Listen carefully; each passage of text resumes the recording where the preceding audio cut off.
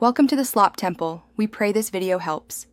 You begin by powering down the virtual machine and ensuring any running processes are stopped. This prevents data corruption. Next, export or snapshot if you might need recovery later.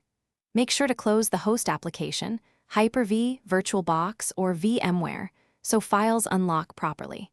Then locate the VM disk and configuration folders in File Explorer.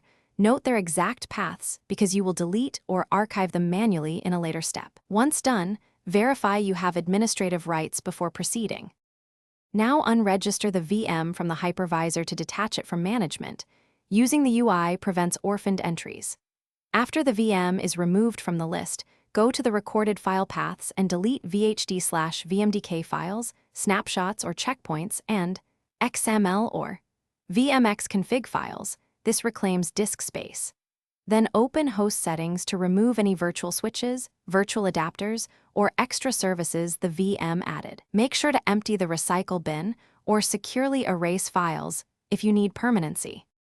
To finish, run storage settings or disk cleanup to reclaim any leftover space and remove temporary VM files. This tidies things and prevents confusion.